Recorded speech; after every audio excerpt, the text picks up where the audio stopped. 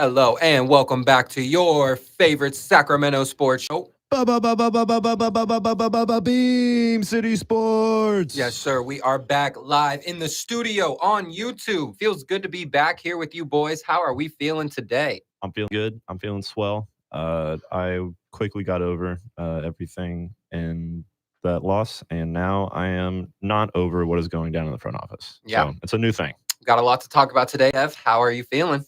Like you said, I got over it pretty quick. But dare I say, kind of excited, very early, but with the press conference that went on today, maybe a little bit of excitement growing, just, thinking about what this team could turn into going into next year. But that's still a long time away, and we got a lot of time before that happens, but feeling good right now. Yes, sir. We have a lot to go over today. Scott Perry just had his first day in the media with the Sacramento Kings. They introduced him, asked a bunch of questions. We'll get into that. Then we're going to go over every playoff series, man. It's heating up. First round, looking fun. We're going to go over what series has been the most exciting, which dark horse we think will make a run. And, we'll also go over the NBA player survey. That a lot of big things came out of that. It was all anonymous. It didn't tell who was voting for what, but a lot of stuff come out of that makes the playoffs even more exciting. People being voted the most overrated and all that stuff. So it shouldn't be fun. Anonymous, in my opinion. Yeah. It would make the games at this point, especially if some of those people are playing each other, that much more exciting, but I live for the drama, but they're not going to do that. So I wouldn't be mad if someone came out and said, yeah, I voted him overrated. Yeah, just come out and say it. I don't know. I feel like with attitude, like on the court, you might be able to tell with who voted who. That's a good point. I don't know. Yeah.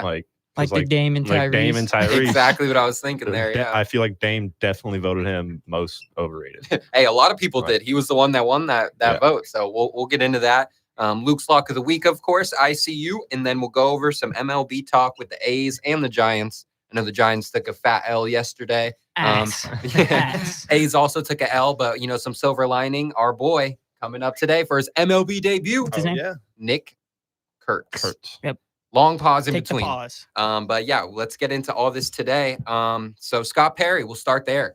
His media day. I didn't see too much of it. The only thing I really took from it was, he is looking for a new coach, but he does like Doug. So, and Devin told me that he's been getting calls from, other coaches that want the job. That's what he said. So I don't know how much I believe that. Yeah.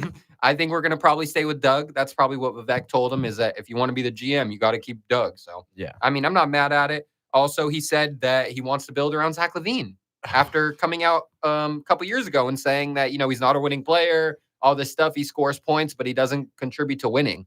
And then he comes out and says, hey, I'm taking back what I said a couple years ago and I'm building around him. So I don't know how that's going to work with, I don't know how Zach LaVine's going to feel about that.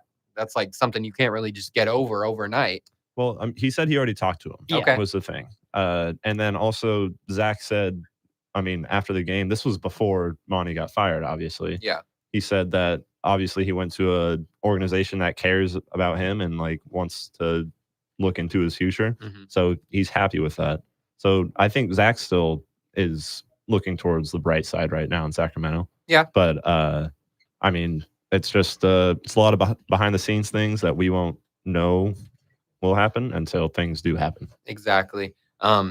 If I'm Zach, I probably would feel some type of way, but then you got to take a step back and think, hey, they're paying me $40 million a year, $49 million a year. Yeah. So you can't be that mad. If No. they're still paying you the money, I mean, hey, his life's good. Can't complain too much. Yeah, I feel like I'd rather want them, if I'm going to be here and basically stuck here for the next 3 years because of that contract, then I would want them to at least, make an attempt to build around me. And, some of the key takeaways for me from that was his speaking to the need of a true point guard immediately. And then he said something about getting wings and bigger athletic people to kind of put around some of the pieces they already have in place. So obviously that's what we've been asking for the last couple of years. Exactly. And that's what kind of gets me excited. And, thinking about the identity he was kind of talking about wanting to build, it kind of matches up with a lot of what Doug talks about. So I think he'd low-key be the perfect choice anyway, but he did say he's going to hold the open search, and that'll probably be resolved like next week or something like that, I think is what he said. Next week? Wow. Dude, come on, take some time, guys. Well, the Kings are just known for rushing into things, but hey, I'm on board for keeping Doug. I definitely am. I think, like you said, he's the right fit for what he's trying to build, and that makes me excited hearing that he wants to, get a point guard and get some long defensive-minded guys around this team. Yeah, thank you. Thank Finally. you. But I mean, still don't know about DeMar. Obviously, things have come out where, people don't expect him to stay in Sac. And, we love DeMar, but I'm ready to see him go to a different team. I just don't know what we can get or if anyone would even want him. This was the same problem when he was on the Bulls. Like, no one wanted him. But then, of course, Vivek jumped on the opportunity to get someone averaging 24 a game. But, I mean, I just don't know why he doesn't get respected around the league as one of the top scorers, because he still is. He's the best mid-range scorer by far. And I know that, in today's NBA, it's more based around the three, but he still can get a bucket when you need it. So I don't see why teams wouldn't want him, especially if you have like a good team around him already. Yeah. Like, I think he would fit good on some good teams, but it just seems like no one really like wants to take on that contract, and his age is a factor. So I don't know what's going to happen. I mean, I think he could have a good couple more years left for a good contending team. And I mean, he did shoot a career high from 3 this year. So I mean, if what they're worried about is only the mid-range scoring, I mean, he hit a lot of corner threes this year and a lot of tough, top of the key threes. So I think he's got a good couple years left for a contending team, like I said. But I mean, I hope we can find that team that wants him, because, I think if we are going to build around Zach, like Scott Perry said, then it's kind of, got to be without DeMar. Definitely has to be without DeMar. Yeah. I feel like DeMar is an all-star player, I feel like, still. With the numbers that he gets, it's just in Sacramento. I was going to say earlier. Yeah. He's not an all-star here in Sacramento. In Sac, like, they were campaigning for all three of them to make it, De'Aaron, Domas, and DeMar. But I think if he was somewhere like on another good team, then he would have had a better chance to. He might have been an all-star for sure. If he had the same exact year that he just had on the Lakers, on a different team, he's an all-star. Easily. We got to just be honest. He's an all-star. He's an all-star. Well, yeah. So anything else on the Scott Perry thing? Just a little bit of excitement. I mean, as much as you can be this far away from everything that's going to happen. But I mean, from what it sounds like, I think him and Vivek have a good working relationship. So hopefully that kind of helps. And he did say, he was like, we have that good relationship. And he gave me, he just said, go and build this team. So, I mean, hopefully Scott Perry's the one that has final decision. And this is kind of a turning point for the organization for years to come, even though we thought we just, hit that turning point. It's another one. Yeah. It's a double turn. Yeah. So it's never going to be easy. Yeah. We thought it was easy when we made it that first year. We thought we were there. We thought we made it. But yeah, then life takes a turn and you got to just adjust. So hopefully next year is another, surprise year for everyone. But yeah, I guess we can jump into the NBA playoffs. Going around today, we got the Cavs and the Heat, the Celtics and the Magic, and then the Rockets and the Warriors. So those should be some fun games tonight. The Warriors game is the one I'm looking most forward to. The first two are kind of just, that's prime time. You know why they got that prime time. Exactly. The first two are kind of just there. We kind of know what's going to happen, even though I'm trying to rock with the Orlando Magic tonight, but I'm not feeling too confident in that. Yeah, no, it's like I said, like in the predictions, it's just well fought for Orlando. They might be able to get one game. Yeah. But I think they might be able to sneak one at home. Yeah. At home, these next couple of games. Not in Boston though. Yeah. No way. No way. There's no way. Hey, if they do, and then that's a big win. That though. is, yeah. And then also the Rockets, like I don't see any way that they could really show any life in this series. Yeah. They're just too young of a team. Yeah. They just don't have the life for, outlasting Stephen Curry, like a team following him. Yeah. It literally everything has to go right for them to even get one game in this series. Yeah. Like everything, like that last game of the season they played a couple weeks ago, like everything went perfect. Mm-hmm. Steph got locked down, but he, was missing shots too. Yeah. And then, that kind of blows up their entire offense. Jimmy didn't really take over. And that's like everything has to go perfect like that. And then offensively, they have to be hitting shots. Jalen Green can't be inefficient. Freddie Sengun was kind of carrying, but he can't do it by himself. Fred was 0-10 the other day. Yeah, with all but naked open shots, like nobody near you. And he's just breaking. So, everything, it really just has to go perfect. So, they might get swept. Yeah. Low key. I don't want them to, I could but see they that. might. I'm on board with that for sure. I'm saying Warriors in 5, but Gentlemen's sweep. Yeah. But tonight is big, though, for the Rockets, especially. If they can get tonight, then the series is still alive. Oh, yeah, But I think it's probably over. But I say we start with, the series that we saw yesterday, some 2 games in series. The Pacers at the Bucks. Pacers versus the Bucks. 2-0 Pacers in this series right now. Love to see it from Indiana. They're playing great. In game one, it was a blowout, 117-98. Pacers won. That was when Siakam had 25. Hallie only had 10 points, but he had 12 assists. And that was the Kyle Kuzma infamous 0-0-0 game in 22 minutes.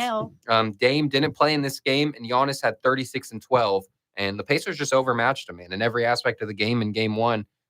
Bucks looked like they had no shot. It was Giannis or nothing. The second leading scorer was KPJ with 12 points. Or no, Gary Trent with 14. So that's just crazy. It's pretty, it's, I mean, I wasn't expecting it to be that crazy, like at all. But I mean, the Pacers are playing. What I really saw from this is the Pacers are playing as a team. Giannis and Dame are playing for their legacies right now. And that's always going to lose. Bars. That is a bar. Like that's always going to lose compared to a team that's been to the Eastern Conference Finals. So, I mean, it's I think it might be a gentleman's sweep here. Yeah. Honestly. I think they're set up, especially without Dame in that game one, to kind of just let it be Giannis and just, control everybody else.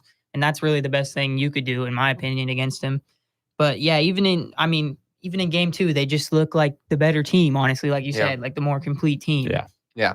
And the Pacers aren't anything crazy. They don't have like a crazy team, but the Bucks just have the role players that don't step up. And in game two, there was a lot of fights in game two. These teams do not like each other at all. And it's been known, and I like it too. It's playoffs. They have beef. Tyrese and Dame have beef, and Dame came back this game. He didn't play basketball in over a month, so we got to give him a little slack there. He did only have 14 points, 7 assists. And then Giannis had 34 and 18 and 7 in the losing effort. So that's got to hurt for Giannis. And Bobby Portis came up with 28 and 12. Kuzma had 12, and the Bucks lose. I feel like the Bucks played as good as they could this game, with their other guys stepping up. Bobby Portis having 28 and 12. That's not going to happen every night. No. And Dame, Dame had 14, but even if you get a couple more threes falling for Dame, this game is still, the Pacers are winning this game. They just had it in control the whole time. I think we talked about it when the Kings would play the Bucks. We were just like, let Giannis get his 30 points. Let him get that, but just make sure everybody else is locked up. And the Pacers have done that for the past 2 games. Exactly. And they're playing him perfectly. Yeah. They're not letting the shooters get hot. It's a tough building to shoot in Indiana, but I don't think things are going to change too much in Milwaukee. Hallie went off this game, 21 points and 12 assists. Siakam, 24 and 11. And then Nembhard with 17 points. He's one of my favorite players ever since watching him last year. Small guard, Canadian, plays like a smaller Shea. And he's just very smart with the ball. And, he also, that off shoulder, he learned that from Shea. And he sent Brook Lopez flying. And he's like 6 foot. Andrew Nembhard is not tall by any means. Brook Lopez, big. Is that an offensive foul? No. He's shoving him. No, it's the momentum that because they're both moving with each other. And then it's just like, contact's going to happen right there. So he just like kind of he doesn't hit him a lot. He just kind of barely barrels into him. And then, already that momentum going. Yeah. They're not expecting to stop immediately like that. So then he can just stop, bang, and put it up. It's crazy. I wish I had that move in my bag because it's super effective. It's and really his slow step, De'Aaron used to do it. Stephon Castle does it very well. But Andrew Nembhard also. Yeah, HB. Shout out HB for doing the slow step. He still does it. But Nembhard is also really good at that. And, those guys are just really good at always staying in control and like staying on 2 feet, kind of like Peyton Pritchard. They always just are on 2 feet and they're never jumping in the air to make passes. It's not a lot of turnovers. So it's just good basketball from them. And the Bucks kind of, they don't have a good flowing offense. It's kind of just let Giannis run downhill and see what can happen. Get to the basket. Yeah. Just clear it out and let Giannis run. But with, Brook Lopez only having 8 points, I think the Bucks need to switch it up and, play Giannis at the 5. I think they should have been doing this for a long time. But I think it's time to try it out. The new NBA, Giannis should be a center. He doesn't shoot any threes. Yeah. No. He can hit the mid-range, but having him at the center and having the whole floor spaced, I know Brook Lopez is always out on the 3, but, having some quicker guys out there to, make the defense better too, I think that would benefit them. For sure. Yeah. But that's kind of the end of, or this is kind of the end of the Bucks, I think. Right okay. I think so. That's, if in this series, I think they're done for sure. Yeah. If they get eliminated, then they are. I don't think Dame wants to be there anymore. Yeah. And I think Giannis is going to request a trade. Do you really think Giannis will request one? I kind of want him to, but also I don't think he ever will. I know I said it early in the year. After the Bucks started like 0-4, I was like, Giannis is going to be gone by next year. But then I stepped back on it. No young people on their team that they could really build around after Giannis. Zero. No draft picks coming up really in the future. So why would they trade Giannis?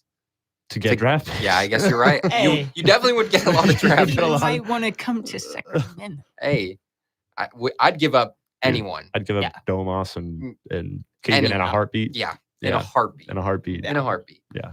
That would be crazy. So, hey, watch out. That could happen. Hey, Scott Perry. I don't know. Scott Perry might go. If the Bucks want a future after Giannis, they got to see how much longer he's going to be there if they're not going to win a championship. Yeah. I mean, personally, I think this series is done for. Going down 2-0 is always tough to come back, but we've seen it happen before. We have. The Bucks, when they won the finals, were down 2-0 to the Suns, and then Giannis turned up. And I listened to Jeff Teague this morning, and Jeff Teague is kind of a Pacers hater. He's from Indiana and all this stuff, and he played for the Pacers, but he also played for the Bucks and won a championship with the Bucks, so he's rooting for the Bucks. And he said that, he thinks the series is going to be 2-2 going back to Indy. And I personally don't believe it.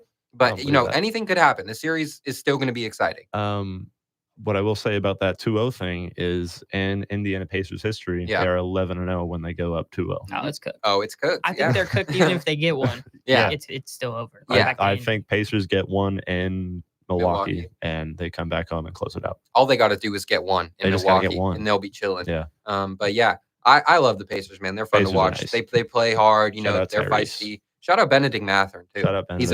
He's a bucket. Benedict. All right. Well, going on to the next series. Knicks versus the Pistons. Got to crack my yerba mate. Yeah, crack it open. Sponsor us, yerba. Oh, yeah. Sponsor. Pistons and Silks. Yeah, you picked the Pistons in this series. Me and Luke were rolling with the Knicks in this one. But we'll go over game one. Game one was 123-112. Knicks came up with the dub.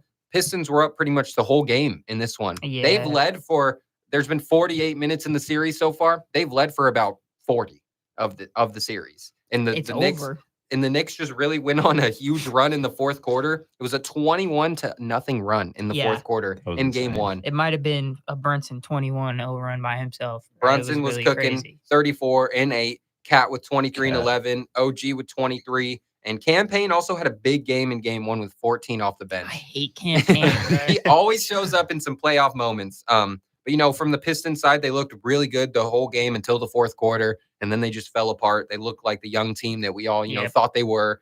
Tobias Harris was really the best player on the court in game one for them. He had 25 points. Shout out to J. Cole. Their vet, they're signing in the offseason, who we didn't blink an eye at when they signed, but he's making a huge impact all year. Malik Beasley had 20. Tim Hardaway Jr. had 19. But yeah, the Pistons just showed their age in this one. Turnovers late in the fourth, letting the Knicks get out and run. And yeah, the defense, the half-court defense for the Pistons is amazing.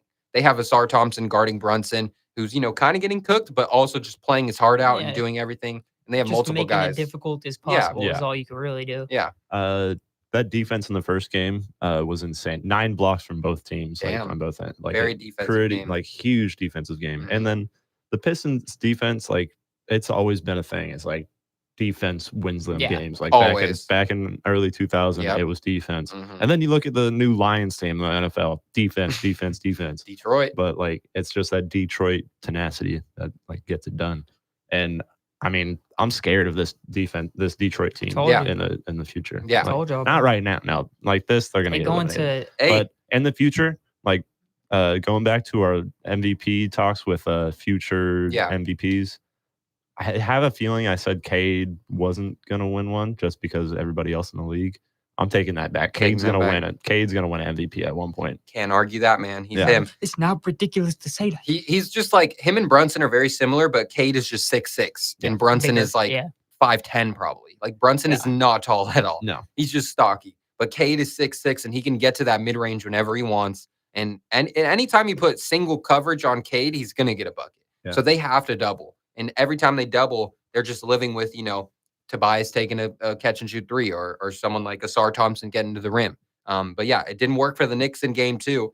Final score was 100-94. Pistons won their first playoff win in, I think, 14 years. Yep. For the Detroit Pistons. Since 08. Since 08. Yeah. So that's crazy. And JB Bickerstaff was around with them. Really? I think. Oh, I didn't see that.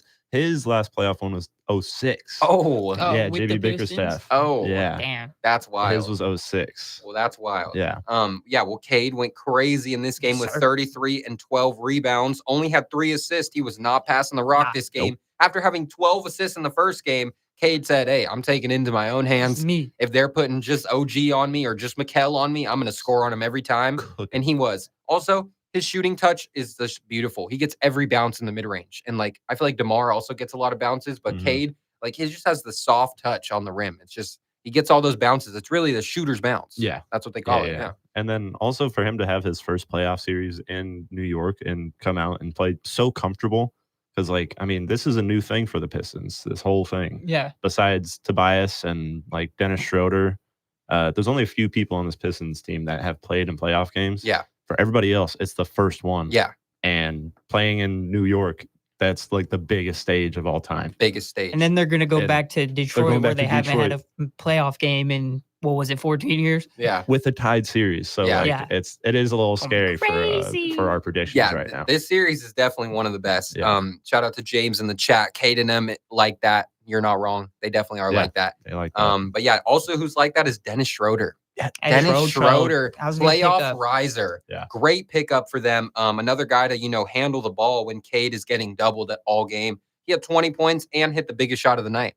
Hit the dagger 3 for them to, come out with the dub. Huge. Paul Reed also was clutch in the fourth quarter. He only had 6 points, but made a huge impact. And Tobias Harris, another great game, 15 and 13. Just Mr. Consistent for them out in Detroit. But yeah, Brunson had 37 and 7 this game. How do you feel about the foul baiting in this game, though? Oh, James also said Pistons in 7. Damn, he's riding with Devin on that one. Good look, James. I'm not mad at that. I'm not mad at that. And not I mad won't at be that. surprised if Yeah. that happens. Now, the hoops in the fourth quarter by Brunson was disgusting. It was unethical. It made me want to yak. I disagree. Cat didn't take one shot in the fourth quarter, I don't think. No. Like, I think he kind of got a little too much what he did in the first game in the fourth quarter late. And, he had 37. You can't really, blame him too much for that. But, I do think the hoops was disgusting. He was foul baiting. All I would want to say is he was looking a little bit like those inflatable arm blow-ups in front of car sales. Well, he also was being very smart and, getting guys with that pump fake and then, kind of jumping in. I thought they took that rule out. He fouled out. That's the thing. I thought that wasn't a rule. I thought that rule got taken out where you can't jump into guys like that. But, hey, Brunson's one of my favorite guys. I wasn't mad. For flopping. Yeah. That's the thing. That hasn't been a thing. There is an argument, though, for, why Brunson has to, because he's getting fouled every time he has the ball. He's getting held every time he has the ball. And, the Pistons are a feisty team. They're rough, and that's what they should do. They're, Brunson's only, 5'10". So they got to, use their advantage. But, guys like Brunson, they're so small that the ref is not going to call it every time, and he has to kind of sell it. Yeah. And same with guys who are known for flopping, like LeBron. Like, LeBron gets fouled every time. And if he's not selling the call, then he's not going to get it ever. That's just my argument. If you go, you should be able to score through that. There was a video I saw this morning. It was from last night's game, the Lakers and the T-Wolves. LeBron goes up and gets a call, and then he's like yelling at the ref. He's like, "Now you guys want to call that soft ass shit?" And then he's like yelling at the ref, and Ant's right behind him. He's like, "Whoa, that's a tag! That's a tag! If I say that, that's a tag." What? He's not wrong. He's not wrong. The only reason it really did make me mad is because I feel like there was one where Brunson, I think he was driving and he went up and they didn't call it, and he sat there and looked at the ref for a second. Then the ref was like, "Oh yeah. Let me get that for you." Mm-hmm. Like that. Then I was like, "That's what really made me mad." But yeah, you are right. I don't blame him for he's got to kind of do that. That's like Steph, Yeah. I agree with when you and James say he has one of the worst whistles in the league. He's kind of got to do that. So, but that one was the one that really made me mad. He was just like, "Oh yeah, let me give you that." Yeah. Well, another big part in this game was, like you said, Cat only taking 11 shots. And, some people said he was the best player in the series. And it's just not looking like that. Yeah. I think he's the third best player in the series. Right now, it looks like Cade Cunningham might be number 1. And I'm a Jalen Brunson fan for life. Cade's the man right now. Cade is him. Yeah. But yeah, another point was Cam Payne, after going off for 14 in game 1, only played 4 minutes and had 0 points. And the bench scoring in this game was a huge difference. Schroeder off the bench for them. They had Paul Reed making an impact. Malik Beasley making an impact. All those guys off the bench for Detroit were huge. I feel like we kind of know. Yeah, we know. Tibbs really just don't like his bench like that. I was just gonna say that. That's Tom's fault. That is. Like, Come on, Tom. Yeah. That's the thing. Like, you could say that those 14 points from campaign won the game in game 1 because that's pretty much what they won by. Yeah. So, I mean, for him to sub him out and only have 4 minutes the second game, no points. Not a lot of trust there. Then it's just like, I mean, Tom, you're going to be out of New York if you don't win. You're going to be in sack, Tom. Hey, Zach would be playing 45 minutes a night. Oh, my gosh. But, yeah, hey, if the Knicks lose this first round, like, actually, and they made all these moves, traded 5 first-round picks for Mikal, went out and traded for Karl Anthony Towns, got OG Anunoby. If they lose first round to the Pistons, Tom Thibodeau's fired, like, no doubt. And they're going to hire Mike Malone. And the Knicks are Mike Malone. The Knicks are a team that also don't really have a future because they trade away all their picks. Yeah. So their future kind of just is this core. Yeah. Not too old. It's not like gone, but then it's just like they don't have any picks though. Coming up, like none for a long time. They traded all of them. But yeah, this series has been really fun, super, feisty, and this is like going back to kind of old school basketball. I feel like in some of these series, there's a lot of feisty, things going on, a lot of, back and forth. So I love seeing it. I don't want to jump too far ahead, but it's a night and day difference compared to the Lakers and T-Wolves series. Like, it's just like everything going down on the court. Hey, y'all see what Ant said? Is ugly. What did Ant say? I don't. You didn't see what he said? You saw what he said? That he knew they were going to be in foul trouble? Nah, he was talking to the fans. No. Uh-oh. I would say it. Say it, PG. He said he's bigger than you. Oh, I did see that. I did see that. That's funny. I think he got fined for it. Oh, he got fined $50K. Oh, yeah. What? Yeah. $50K is crazy. Yeah. But he probably wasn't. Dude, I mean, bro, what? All you got to think about is all the kids that are like just right there. Nah, but I saw those comments and I'm like, but he literally don't want to be that, and he said that. He know why he doing bro that. Talk shit to Obama, bro. He's different. He's in LA. They got the girls courtside in LA. He was trying to say a little something. Oh yeah, I know you seen that screenshot behind JJ. I'm not commenting on that. The Nuggets and the Clippers series is 1-1. This might be the best series. This is also a good one. Really game fun. 1, we talked about it on Saturday. Went to overtime. This game was crazy. Jokic 29, 9, and 12. Nuggets came back in this one and won. Westbrook was a huge part. In game 1, MPJ only had 3 points in 26 minutes. 3? Yeah. So he barely played. And a lot of those guys, those 5 that they had, like Westbrook, Braun, Gordon, Murray, and Jokic, all played over 40 minutes. Yeah. Because it went to overtime. MPJ just, wasn't making an impact on either side. So he didn't play. Mm-hmm. See, that's good coaching. That is good coaching. But then in game 2, yeah. Oh, yeah. I was about to say. Then in game 2, he came out and did everything for the Nuggets. He was getting offensive rebounds. He was, Nico Harrison's in our chat. Diabolical. Okay, shout out Nico. Oh, no. What's up, Nico? Thank you for... Hope you get fired, bro. That's crazy. Game 2, MPJ was a huge part. Had 15 points and 15 rebounds. MPJ. Damn. Making a huge impact. That's kind of crazy. We never see that from Aaron MPJ. Gordon's rebounds, bro. Aaron Gordon only had 6. He took them all. Yeah, but Aaron Gordon was but that's what you like, though. That's from downtown. I like when everybody on the team is aggressive to rebounds because, that's what finishes the defensive possession. People try to talk about rebounding like it's not a part of defense. Yeah. That's what, closes off the possession. Yeah. So. A lot of those rebounds are also offensive, and that, brings a big, second chances for your team are huge, especially in the playoffs. I always have thought that in the playoffs, offensive rebounding is one of the biggest parts. Especially when you get an offensive rebound and then hit a 3 after that. That's just like, want to kill myself. Yeah, well, this game was really a Kawhi legacy game in game 2. 105-102, the Clippers won. Only missed 4 shots and had 39 points. Looking like he was on the Spurs again. Yeah, man. He was hitting some tough shots, too. Yeah. He hit a buzzer beater 3 that was contested. He was hitting some crazy shots. Kawhi looked like better than ever. Kawhi. Love to see it. Yeah. And then, there's a Batum hit one of those no dip threes in the corner. He's the best at that. He has one of the quickest threes. He's the best no dip. I took a video of it. I was watching the highlights. I got a video of it. Yeah. No tip. It was just like he was like trying to point, just like, hey, pass it there, and then he was like, oh, and then I put it up. it's so important because, that guy was right on him too. Yeah. Like it wasn't an open shot. He had no time to, bring the ball down. So that's a huge part. But yeah, the Clippers came to play in this one. Zubac was 16-12, Harden with 18-7, and Chris Dunn had 3 steals. A lot of them on Jokic. I really like what the Clippers are doing on defense against Jokic in this game.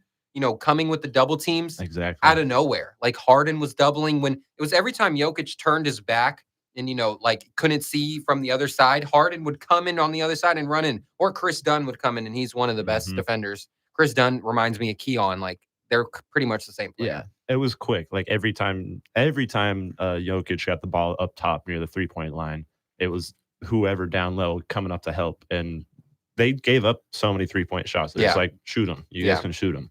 And that's why it was so close of a game. But that's also like what you got to think about is this 3-point shooting that night was terrible from both teams to start it. It was. I think they were both like 8 for 8 going into the third, or not 8 for 8. Sorry. They only had 8 threes going into the third quarter. And then they both finished with like 13, 14 threes. So leaving them open was a good idea for them for sure. Exactly. And you got to pick your poison with Jokic. You have to double off someone. And when they have Westbrook in the game, it's so easy to just double off Westbrook. It's just so easy. Westbrook did have a pretty good night, though. He had 14. Yeah. Some bonehead plays in there, but, that's what you're going to get with Westbrook. You're going to get the good. You're going to get the bad. But this game was, one of the best for sure. Back and forth all night. Norman Powell came up with the clutch 3, the dagger to win it. And then Christian Braun and Jokic both had some pretty decent looks to tie, and they missed them at the buzzer. So, yeah, the Clippers came out with the dub. I got the Clippers going. I know. Gotta say, Kawhi looked like Jimmy Butler, though, at the end of the game. Man was hands on his knees, gas. Straight gas. And then also, James Harden crossed the fuck out of Brown. Oh, yeah. Oh, like, I know he slipped a little bit, but still, that looked like it was just he like. Got your ass. Yeah. No, it was. Did you? Funny. There was another ankle breaker. It was Ant. He broke Rui. Oh, I think that was game 1. Yeah. I think we were at my house. Yeah. That was crazy. That was pretty nasty. But yeah, so you guys, you rolling with the Clips? Still? I'm still rolling with the Clips. Still rolling with the Clips? Yeah. I think I am too, man. This series is crazy. I don't think they're gonna lose in LA. No. Yeah, that home court is real. It's in LA now. Steve Ballmer spoke that into existence, and like everybody clowned on him for having like no fans that were like in the wall or whatever. Yeah. That thing is going to be packed for sure. Oh, it will be. Yeah. Shout out all those toilets, bro. Yeah, they have like the record-breaking amount. It's crazy. Getting back to your seats. Never have to wait in line there. You know that man. You know that man, really Steve, had serious bowel issues. If he was like, hey, we need lots of toilets. Yeah. More places for me to leave my phone, bro. Bro, yeah, you're crazy. But yeah, I guess we can jump into the Lakers and Timberwolves series. 1-1 right now. Lakers came out with the dub last night. I know Jackson was a little stressed after game 1. I can't boo him because I got him going to the finals. You got him going to the finals. I forgot. But yeah, game 1, Jackson did call it. Got to give him some respect there. He said Luka and LeBron, kind of slack off in game 1s, and that's what happened. He called it. Yeah. I mean, Luka started the game. Luka was crazy. Insane. Yeah. In both games. Yeah. But I thought it was over in the first quarter when we were at the house on. We were watching Saturday. it, and Luka was just absolutely cooking. And he hit a half court this game in game 1. Yeah, that was crazy. But yeah, the Timberwolves just came out to play. Jaden McDaniels had 25 and 9 in game 1. Naz Reid with 23. Some other guys like Dante and Conley hit some big shots. So, the role players for the Timberwolves really stepped up. Ant only had 22 points this game in game 1, and that's when they won. Braun only had 19. AR only had 16. The Lakers role players did not step up. Everyone except Luka had a bad night. Yeah. And then game 2, the things completely shifted. Everyone on the Timberwolves could not hit a shot after going a crazy percentage from 3 in game 1. They just couldn't hit anything in game 2. The role players didn't step up. Yeah. They hit 6 threes in game 2. Yeah. And they hit like 18 in game 1 or something like that. Crazy. But yeah, Luka 31, 12 and 9. Braun 21, 11 and 7. AR 16, 5 and 5. And Jackson Hayes only played 9 minutes. Bless you. Jackson Hayes only played 9 minutes, and he did get boomed on by Anthony Edwards. That was bless you. That was crazy. Thank you. Sorry. Yeah, you're good. But the role players on Minnesota after game 1, I was thinking to myself, Jackson, you shouldn't be too worried because the role players that Minnesota has are not going to score like they did in game 1. Jaden McDaniels had 25 points in game 1, and he only had 8 points in game 2. So things are going to even out, and I think the Lakers are probably going to win in 6. Nah. Nah? Yeah. Wolves. No. What'd I say on You don't Saturday? even believe that. I did, bro. You don't even believe that. I do. Well, yeah, the Lakers started this game amazing. Luka, you don't believe that. I hear it in don't your voice. believe it. I do. Yes, I do. Sorry, headphone users. Yeah. Oh, my bad. I forgot. Well, yeah, they started the game amazing. Luka loves the first quarter always. Yeah. And, Jackson, great point on this one. He was completely right. LeBron is the anchor on defense. He really is, especially when they don't have a center in the game. No glaze on Braun, but, he deserves it. What do you mean all the glaze on Braun, yeah, Tyler? I know how right. you are. You know how it gets. Happy birthday, Braun. Who's glaze Happy on 40th. But, yeah, he's really the anchor on defense. Jackson wasn't lying. He's back there on the back line of defense, telling guys where to go, helping on screens, and he was just locked in from the jump. So that's a big impact. If you're 22 years into your NBA career, I really hope you are the one to be like directing all these young people. Make other people do the work. And I want to know what speech he had like after game 2 and was like, "Hey, y'all needs to lock in, like, because I'm not getting eliminated first round of the Timberwolves." Bro said, "I'm not letting Curry be better than me in my own era." I kind of see what you're saying there on the defensive thing, but also he's the one that's like moving the most on defense, and he's the oldest one in the NBA. Yeah. So he shouldn't have to do all that, but he should be the one directing guys, but he shouldn't have to be the one making the most impact. Yeah.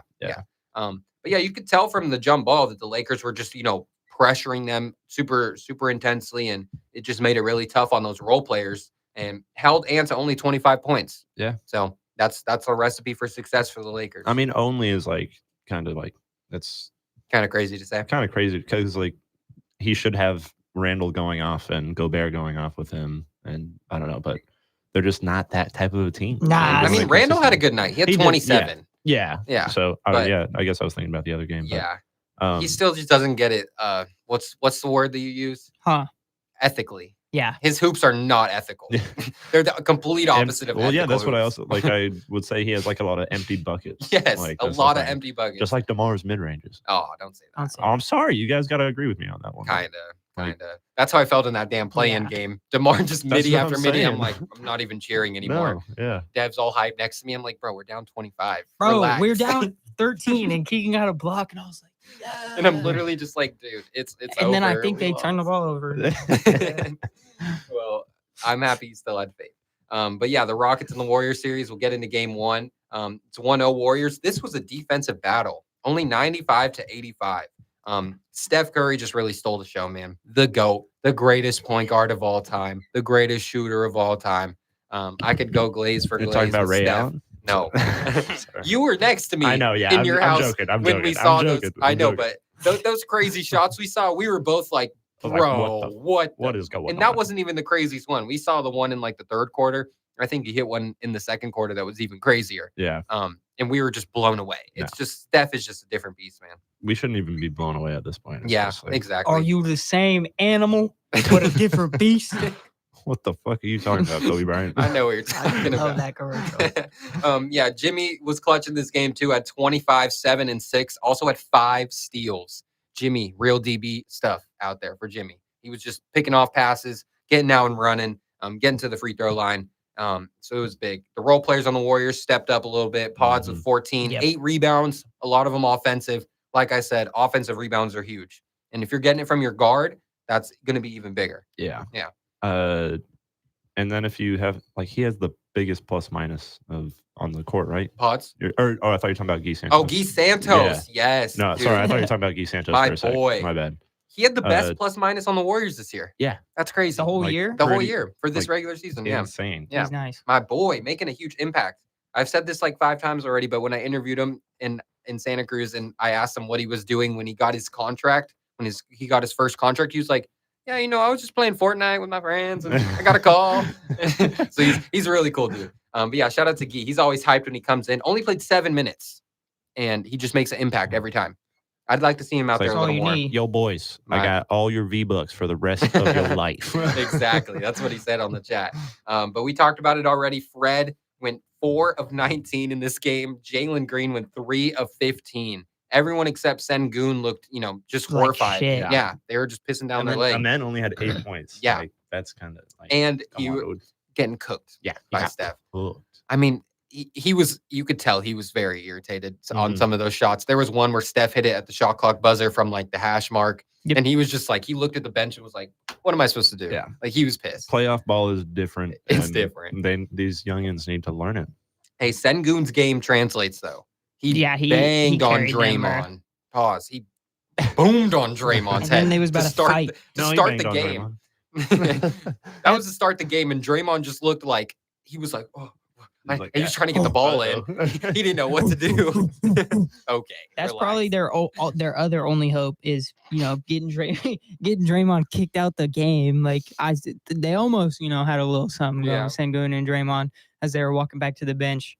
But yeah, I mean, their whole team's going to kind of do that to you. Even Udoka is going to do that to you from the sideline. Yeah. So that's kind of their other only hope. But he's still low-key a player. Yeah, for real. He's a goon. Yeah, he talks like I need Dylan Brooks to be getting in Draymond's face tonight. You don't want that smoke. I want to see what they got to do. No, I just want to see the smoke. Yeah, I want to see it. I want to see it too. Yeah, but I don't care. I just want to see it. I think Dylan Brooks has been getting his ass busted by Draymond for too many years now. I think he's over it. The Grizzlies, they played so many times, the Grizzlies and the Warriors when he was on there, and the Warriors would just get the best of him every time. Bring it back. Yeah. Except they won one playoff game in the series that they played a couple years ago, and they were so hyped. They were playing, whoa, that true. I remember that. You remember that? Yeah. Yeah, that was pretty funny. But yeah, the Rockets looked horrible on offense. They have no half-court offense at all. It's Sengun or nothing. Yeah. Jalen Green is not built for the playoffs. He's been struggling.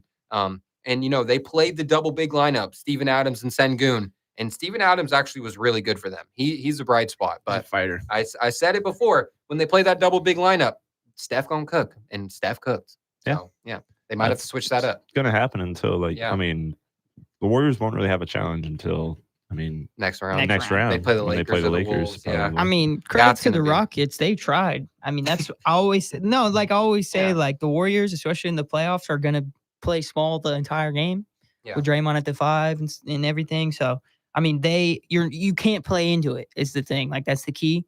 And they kind of did the opposite, and it worked for a second, but, they ultimately lost the game. But I do credit them for, trying that zigging when they zagged, I feel you. The Warriors did match it for – that was a bar. Warriors did match it for a sec, though. Shout out Diego in the chat. Bronny James, Kevin James, oil change, Bron in 5. You're hella dumb. That was a good one. You're not wrong. Bron in 5 or 6 for sure.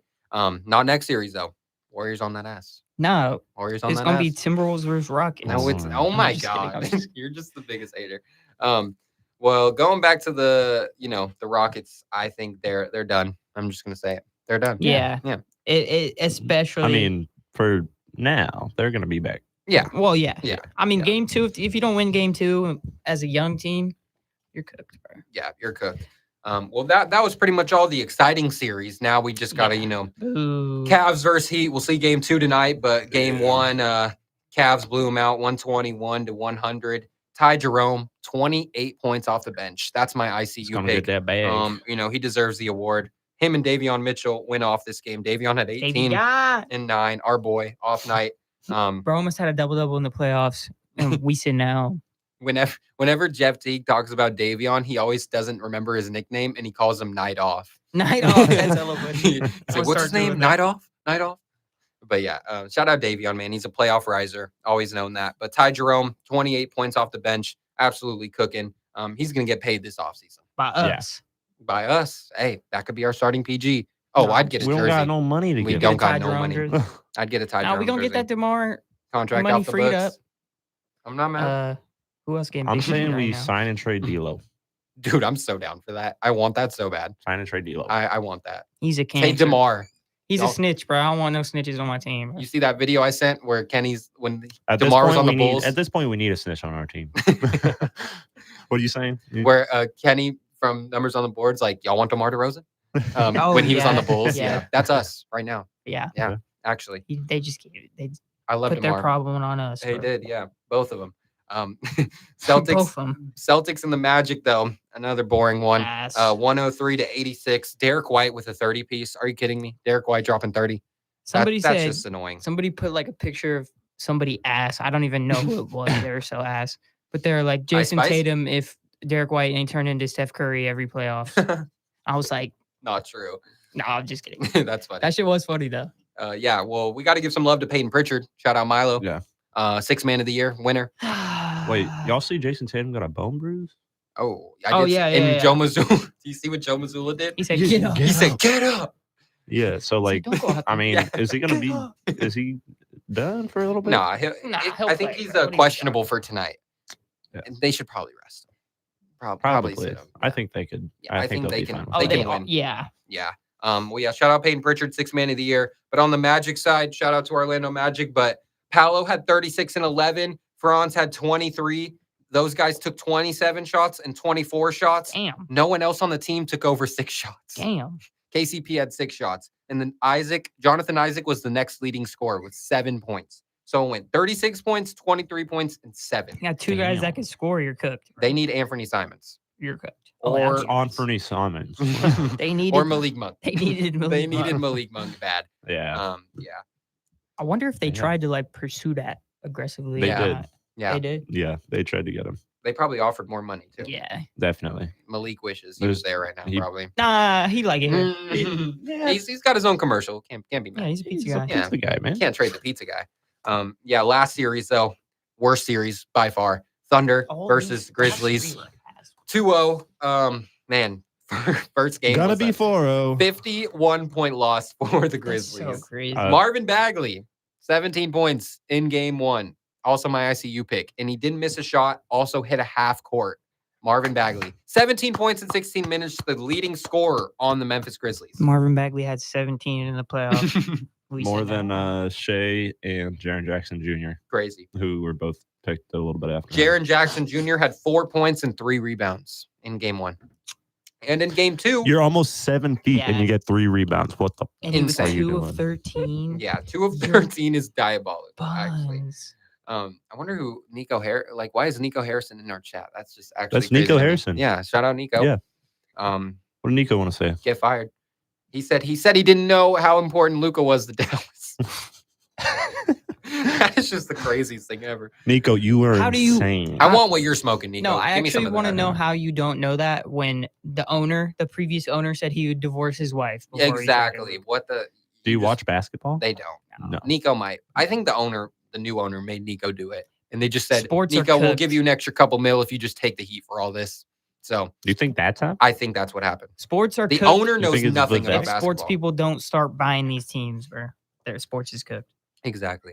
Well, game 2 was not better in any aspect. 118 to 99. Hey, they lost by less. It wasn't a 50-point Still loss. a Yeah. 70-point difference. Yeah, actually in the insane. series.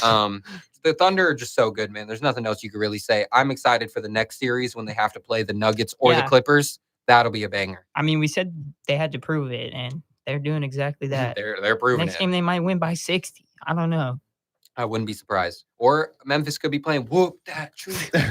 I don't think so. Come back 2-2, no? I don't think Memphis has any thing left in the Nah. tank. No, I think they're done. They're done. They don't even like their coach. Their coach doesn't know Yeah. really what to do right now. They don't like him. It's just. I was thinking about Josh's thinking about doing leaving. some mischievous stuff in the offseason already. Watch what I you think say. Jaw's leaving, man. Maybe. Jaw's going to the strip club, man. Hey, that's Okay. James. That's James Harden, bro. Hey, James Harden, the Buckets, don't matter. He can go out the night before till 5 a.m. and still drop 30 on you. Get some chicken wings. Some You chicken get some wings, chicken bro. wings with Lou Will. Yeah. All right, let's rank which series has been the most exciting. I think there's only 2. Yeah, I think the one that's been the most exciting is the Nuggets Clippers. Yes, I sir. think that's number 1. Number 2, I'm going with Knicks Pistons. Yep. That's Yeah. number 2. Easy one. Automatic. See if you guys disagree with me. Number 3, I'm going Lakers Timberwolves. Yeah. Agree? I feel like It's the only other 1-1 That's series. the only. Yeah. I did And want then to put that's the only one that like people would actually like look forward to. Yeah. Yeah. Like last night, the game sucked until. Yeah. I mean, the Pacers one was good, actually. Pacers I can't one. say that. They're- Actually, I'm putting Pacers up above. Pacers Bucks up Yeah. above because I like to see That- underdog. The feisty. Yeah, I that like to see could underdog be kind Yeah. of. more exciting too. It should Yeah. be. You feel like. Yeah. I mean, the Pacers are up 2-0. So Yeah. I agree. Yeah. Yeah. I'll agree with that too. Then we got to go, so Pacers, Bucks, then Lakers, Lakers, Timberwolves. T-Wolves. Yeah. Then I'm going to go Rockets, Warriors. Rockets, Warriors. Yeah. Just Yeah. 'cause Steph. And now we have to rank the worst Rockets. the suck. worst series. Well, we know the worst one is the the Grizzlies and the Thunder. Yes. Yeah. So what's better, Cavs Heat or Celtics Magic? Cavs Heat. Yeah, because I will say, Davion's him. Or actually, maybe Celtics. Maybe no, I think better, just by a little. Oh yeah, than the Celtics. Yeah, it's better. Yeah, but I will say it's close for me right now, especially if Tatum, kind of rests. That series could turn interesting, but I feel like as soon as it does, they're just going to play Jason Tatum again, and that's going to be too late. Yeah. Too late, and then they're going to get eliminated first. Milo, you hear that? I thought he's in the chat. Okay, which dark horse will make the farthest run? Clippers. Yeah. I had them going. It's a Clippers Cavs finals. I'm going Pacers. That's my dark horse. I would love the Pacers to make it, but they get eliminated next round. Yeah.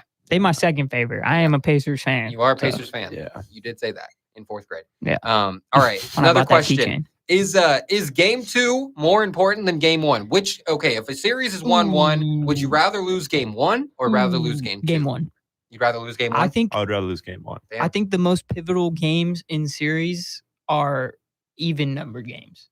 You know what I mean? Yeah, I know what you mean. Game 4, you could have a chance to go up or win. Game 6, same thing. It's obviously a closeout. Yeah. Well, I mean, game 6 could just it gives you that motivation if you win to get to game 7. Yeah. And then it's a one game, it's just a 1-game series. Both people are playing with the same mindset. So I'm agreeing with you on that one. Yeah. I would rather definitely lose the first game. Yeah. Because then also if you're an away team and you get that second game. Yeah. And then you go on the road. Go home. To play 2. Yeah. I feel like that was even though the Lakers were at home, I feel like that's kind of how the Lakers are feeling right now. They're like, all right, if we were 1-1, we would rather have lost the, game 1. Now we got a little bit of Mo going into Minnesota. So bring ass. Bring ass.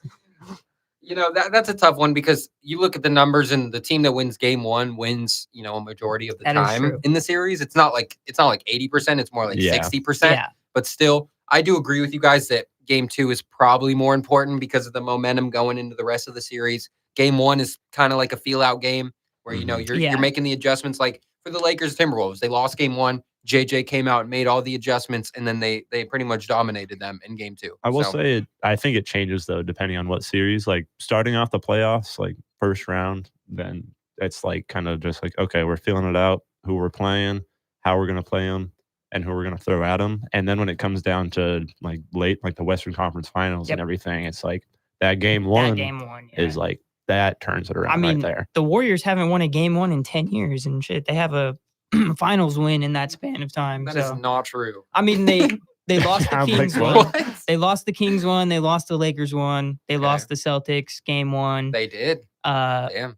That's the most recent 3 that I can remember. But I'm maybe a little bit of an exaggeration. But hey, that's a good point. Though. That's a good point. So, but that is a good disclaimer to the point that once it gets to the later rounds, then that's when that game 1 is for sure. And then also, I wanted to bring something up earlier when we were talking about the Pacers game and the Bucks game, and then also the Clippers and the Nuggets game.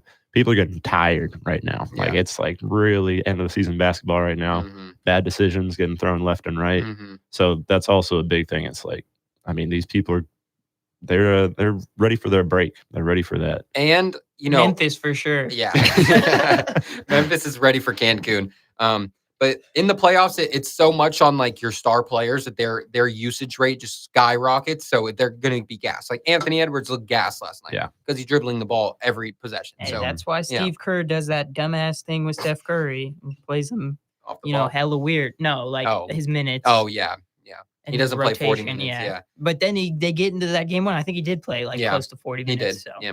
But he's the most conditioned player in the league. He runs the most around. So he's him. All right. Well, let's go over the NBA player survey really fast. Who do you guys think the players voted anonymously as the MVP of this year? It's SGA. It's SGA. 56% of the votes. Jokic got 37. Wow. LeBron got 1.3%. I think players are also tired of seeing Jokic win it. No, yeah, I think players are. Draymond voted 9 times for that. Draymond voted for LeBron. No cap. Yeah, well, you're not wrong. I think they're just tired of seeing Jokic win it. Yeah. They're trying to get dominated by him too. I mean, that could be something too. Yeah. Sorry, good one. People. I Just move on. Let's just move on. Okay. They voted which team other than your own will win the title this season. Who won the vote? Lakers. Thunder. Oh, yeah, I'm hella down. Celtics. Yeah, Celtics. 57% said the Celtics, 17% said the Thunder, 10% said the Cavs, and 1.5% said the Warriors. So 1.5% of the people are right. And not, these. Yeah, this is only players. These are players. All right. 5 years from now, who will be the face of the league? Wemby. Wemby won 54% of the votes for Wemby. Ant got 13% and Shea got 10%. Luka also with 2.9%. So. And they threw Jaw on there too with 2%. That's not happening. Okay, this gets interesting. Who is the league's most overrated player? We know who won. Tyrese Halliburton got the majority of the votes. 2-0 in the playoffs. 14%. Yeah, put some respect on Reese, man. Some respect, man. Yeah, come on. All right. Well, who's number 2? Big man. Playoff dropper. Sengun? No. Sabonis? No, damn. He's on there, though, isn't he? Is he? Sabonis is on there with 2% of the votes. That's horrible. Man, that's horrible. That's one where I feel like people are just hating. You said a big man? Just hating because you get work. The number 2 most overrated player is a big man. Yeah. And he's getting cooked last night. He was getting cooked. Oh. Gobert. Rudy Gobert. Yeah. Who's number 3? One of my favorite players. Oh, Trae Young? Yeah, Trae Young. Oh. And number 4, we'll give you. Okay, we'll keep going. Number 4, Warriors. Draymond? No. Really? He's number 6. Draymond's number 6. Jimmy is number 4. Buddy. No, it's Jimmy. Oh, Jimmy's Jimmy? number 4. Wow. Jimmy, which is crazy. I mean, the regular season, I guess, plays a part. I guess I don't know why Buddy would be on the list. Yeah, Buddy's not on the list. He's not overrated. We know he's ass. All right, well, who's in between Jimmy and Draymond at number 5? This guy gets paid a bag, and he's just not good anymore. Mikal. No, he's good still. Or not Mikal. Sorry, I was thinking the other. This guy is not in the playoffs, and he used to average 30. I was thinking Miles. Oh yeah. He used to average 30. A couple years ago. Westbrook. No, used to average 30. Nah, the players like KD. What I'm talking about. You used to average 30? Yeah. I think he led the league in scoring 1 year. Wow, I have no clue. Don't say it. I could say the team. They're not in the playoffs. They had the most disappointing year besides the Sixers. Oh, Joel. No, I said besides Paul the Sixers. George. Shit. Besides the Sixers. I totally. Y'all are crazy. Wait, what the fuck? It's in the West. West. They missed the playoffs. Oh. They should have made it. Laurie Markkinen? Devin. Not Devin Booker, not Kevin Durant, but Bradley Beal. Oh, Bradley Beal. All right. And after Draymond, I forget about that, man. After Draymond is Ja Morant in 4% of the votes. I agree with that one. Man, I'm disappointed in myself. And I get LeBron got 2% of the votes. Giannis got 2% of the votes. And Joel Embiid got 3%. For what was this again? Most overrated player. Crazy. At this point, it's just because people are pissed about being hyped. They're just hating. It's just like people are getting hyped. Ooh, yeah. This is a good one. Who is the league's most underrated player? Nemhard. I like that pick, but no. It's a star. It's a star. Cade. Yeah. Cade with 8% of the votes. And number 2, someone we just talked about saving Tatum's legacy. Jalen. Derek White. Derek White. Yeah. And then Norman Powell is number 3. So those are the most underrated players. Oh, underrated. Let's see if there's any Kings on there. No, hell no. There are no Kings on there. All right. What is the league's best organization? Who do you guys think is number 1? Come on, throw some names. Pacers. No, what? Celtics. Celtics are number 3. Oh. Nah. 2 teams ahead of them. Lakers. Lakers are number 5. No, 6. Who are the top 2? New York. Miami. Neither. Ooh. Miami is number 5. Denver. No. Obviously, I'm an idiot. Come on, Warriors. Yes, Warriors are number 1. Yeah. 21.9% of the votes. Warriors would be up best there. organization. I was trying to get number league. 1. I was trying to figure out which one. Number 2 though. You guys should get this too. Sacramento. Come on. They're dead last. I'm joking. Hey, there is one that's the worst organization, so I'll get it. Yeah. I know the Kings aren't the last one. Almost. Yeah, I think they're 3rd or something like that. Crazy. All right. Well, who's the second best? Come on. They're dominating. Cavs? No. It's the Celtics? No. Thunder. Yeah. Thunder are the second, Celtics are the third. Sense. Then they got the Clippers there, number 4. Crazy. Yeah, that makes sense. Spurs are also up there. Steve Ballmer's a great Spurs owner. are also up there. Damn. Both hurts. of them, they got great owners. Shout out to De'Aaron, I guess. What is the league's worst organization? Who won this? Kings are actually number 4 with 8.8% of the votes. Why was I birthed in Sacramento? Who's the worst organization in the league? Voted by the DC. players. They are number 2. DC. Oh, I thought you meant Washington. What? The old Charlotte. Utah. Utah got 1%, but no, they're not. Charlotte. Yeah, Charlotte. Charlotte is the worst organization. Then the Wizards. Then someone, and then the Kings. Who's in between? A West team. I didn't expect them to be there. But Portland. No, they get injured all the time. Phoenix. No. Ooh. Injured all the time. West Coast. They must have some good food. Nola. Yep. Yeah. I gave it away. New Orleans. New Orleans is the 3rd worst organization. The Kings are the 4th. Yeah. Hopefully Scott Perry can change that around, man. Fucking pathetic. All right. Aside from your own current coach, who's the best coach in the league? Steve Kerr. Nah, he got 4%. Ooh. Kenny is number 2. Brown dude for the Celtics. No, Thunder's coach. Joe Mazzulla is number 4, but yes, the Thunder coach won. Mark Daigneault with 21.8%. Yeah. All right. See some other good ones. Who's the worst coach in the league? Oh my God, I didn't even see this yet. Charlotte. Doug Christie. Brian Keefe. Brian Keefe is the worst coach. Who's that? Charlotte. They got their coach is I thought Charles Lee. Charles Lee's number 4. Yeah. So who is Brian Keefe? He might be the Wizards. He is the Wizards coach. He is the Wizards coach. Yeah. That's crazy. I remember saying that. Damn, bro. Doug Christie, 4.1% of the votes. Is the worst coach in the league. That doesn't make any sense. Crazy. You can't. Nah. That's hate. Unacceptable. That's big hate. He was only here for what? He had a positive record for. He did have a positive record. He has the 4th best winning percentage for Sacramento Kings coaches all time. All time. It's crazy. Mike Budenholzer number 2, and Doc Rivers is number 3. I'm not counting those votes. There's a lot of coaches over Doug, but he still got 4% of the votes. Budenholzer number 2? Yeah. Budenholzer. He got fired. He won a chip too. Yeah. Crazy. Okay, which player in the league would you least like to fight? Oh, Stewart. Beef stew. Bro. Isaiah Stewart's number 2. Draymond not up there. People aren't scared of Draymond. Yeah, I'm not scared of him either. Actually, now that I think about it. You already said beef stew. Isaiah Stewart. No, not Stewart. Hartenstein. No. Not Hartenstein. James Johnson. Yes, James Johnson. Were you about to say ISO Joe? Belt. By a landslide, 63% of the votes. Man has a black belt. Yeah, he's a skinny. In second is Isaiah Stewart with 13. Yeah. Third is Steven Adams. Yeah. Oh, yeah. That makes sense. Makes sense. Steven Adams. Which player in the league would you most like to fight? No, I'm just kidding. That's not one. That'd be crazy. I got a whole list, bro. Okay, relax. Let me get Draymond. Let me get Lou Dort. You do not want to get in the ring with Lou Dort. Let me Lou get, Dort? You'd get cooked. Let me get Josh Hart. Let me get. I'm just saying. Okay, relax. I want to fight these. We got to get these guys on the show. You can't be trying to fight them. All right. jokes. In this 3-point revolution age, are analytics good or bad for the game? Bad. Bad is the majority of the vote with 38%. Somewhere in the middle is the next with 33%, and then good is 28%. Terrible for the game. Yeah. Do you like Adam Silver's idea of changing quarters to 10 minutes? No. 78% said no.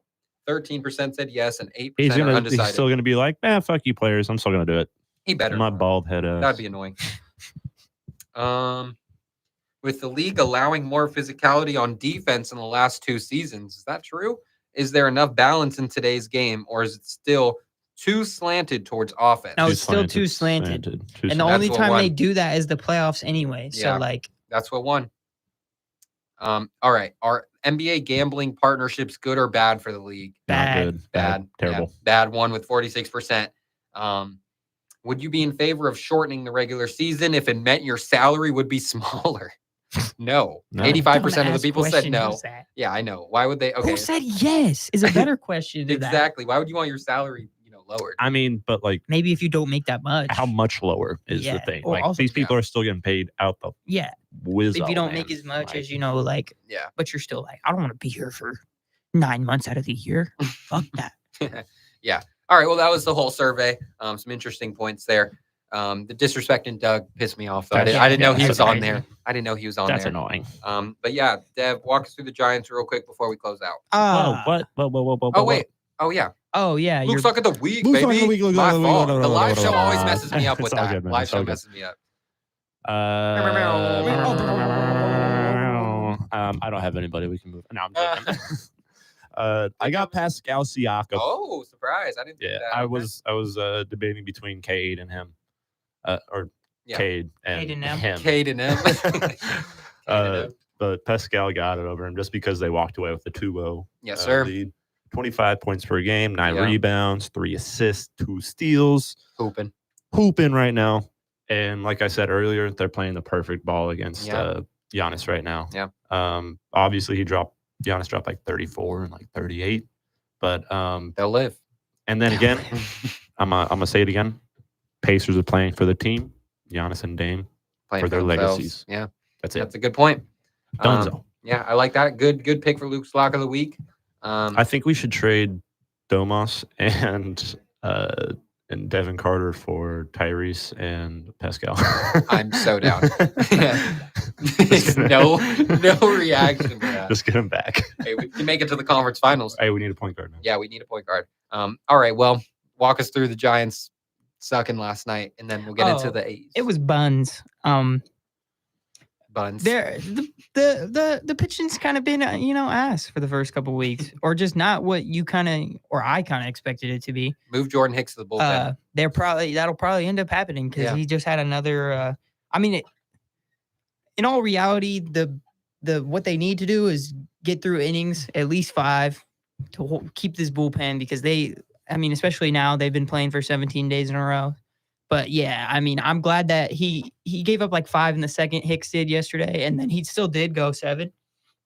But it kind of blew up into that 7th inning. So that'll probably be something that ends up happening. I know you think he should be like the closer or something. Yeah, or a late inning guy. But Ryan Walker's nasty. I can't lie. Yeah, he deserves it. Ryan Walker did give up his first save the other day. Like I think he was perfect for all of last year and then the start of this year. And so the next day, Monday, they had Duvall in the 9th in a save situation, and he got it. So, having 2 guys that can come in and save situations is never bad. But they've just been on a really long 17-day in a row stretch, and it kind of looks like they're getting a little bit tired. They play again today at I don't even know what time. I'm gonna have to look it up, but hoping they can get the dub and take another series, and then have an off day, and then we play Texas. It's gonna be Brandon Crawford Day one of the days. I really want to go to that. I probably won't, but I'm excited for that. I'm gonna watch all the stuff on TV and probably cry, but that'll be really cool. Shout out B-Craw, man, legend for sure. I hope the Giants can beat up on the Rangers. We need that. Rangers are above us in the standings. We're gonna play them. They just walked off the Dodgers yesterday. Yeah. Shout out Bruce, still helping us out. I think the A's played them yesterday. Yeah. Oh, the Rangers? Oh, yeah, that was the series before. Yeah, that was the series before. Yeah. We lost to them last night. Yeah. Well, Giants pitching staff, I think Verlander has been struggling. He finally had his first good game the other day on Easter, and then that was the game Ryan Walker gave up a walk-off in the 9th. Of course. So Shout out. Bro ain't gonna get his 300th win, bro. He's good. He's good. Not with the Giants. Logan Webb doesn't even have a win yet this year, and he just had 12 strikeouts the other day. That's insane. I did see that he didn't get the win He's there. Dead ass Matt Cain, bro. Yeah. No run support. The only run support Matt Cain ever got was that game they won 7-0 when he pitched a perfect game. Shout out Gregor Blanco. Farts will always be fun. I remember watching that. That's funny. Well, on the A's side last night, they lost, but we're still around 500. And the bright spot, calling up number 1 prospect, should make his debut tonight. And they say he wants to play against lefties and righties, Nick Kurtz. Even though he's a lefty hitter, he's been killing lefties and righties in the minors. And he hits tanks, man. He was drafted number 4 overall last year. He's already in the bigs. I still don't understand why MLB coaches do that, bro. Like, we grow up hitting both pitchers no matter what from one side. So, like, especially early in his career, I think they should let him hit against both. Yeah. I mean, that's the thing. Like, just throw him in the pit, man. Yeah. Throw him in. And the A's said they would have drafted him number 1 if they had the number 1 overall pick. Why does Diego hate Nick Kurtz? How could you actually? No, probably because MLB The Show. Huh? No, I know what he's trying to do. Oh, see, now I just read it out loud too. Now I'm cooked. We're canceled. They got me in 4K. Man. I'm cooked. God damn it. Well, he's gonna go crazy, and Chat, clip no, don't put that. Now they're gonna move Soderstrom away from first, play him in the outfield, and I think they're gonna move Andujar to third. Andujar is horrible in left field. He can. Yeah, I was gonna say Dude, he used to be a third horrible. baseman. He used to be a third baseman. Yeah. Okay, good, because I never saw him play third, and I'm like, we're gonna put his ass at third. I'm sorry. Just going back to what I said. Yeah, sorry. He's sorry, bro. Well, now the ace lineup is going to be stacked. Soderstrom leading the league in homers, and we got our boy Nick coming in, and then we got Jay Langoliers hitting bombs. Yeah, we have a really good offense. Lawrence Butler, Brent Rooker went yard. We can just go around the whole. And Zach Geloff is coming back. Yeah, and he hit almost 20 bombs last year. But the pitching, man, still got the best closer in the league. Still the best closer in the league. Fuck it, start him. Pitch him 9 innings at this point. Bro. He doesn't allow anything. Every time he comes in, he doesn't allow any base runners ever. He strikes out everyone. It's like he's so nasty. I don't know. There's just nothing we can do except try and trade for some. We got to trade. Guys. And I saw an MLB article yesterday. It's talking about what teams are going to do at the trade deadline, and it was like the A's are back and forth. They don't know if they're going to trade their older good guys and try and go younger, like they did last year, or buy in and get some relievers to help out or a starter or something like that. I feel like that's all we really need right now is to get the pitching. Yeah, and then we'll be there. I like Severino, I like Jeffrey Springs, and I like Beto. Yeah. And then I think JP Sears. I think Estes will come back at some point. I think JT Ginn took that spot. Well, yeah, but no, I'm just saying he's going to go down to the AAA and develop a little bit more. I thought he was going to be nice. After All-Star break, I have a feeling he might come back up and maybe give us a little bit more of a push. Yeah, we might need him in the pen, man. We need a good bullpen. You could be 30 years. You could make it to your age 30 as a pitcher, and then finally find it, and then have an all-star. You have like a 5-year career after that, and you're 35. I was streaming the Rangers broadcast of the A's game the other day because in some places here, just because because in some places in Sacramento, there's no you can't watch NBC Sports California. Stupid.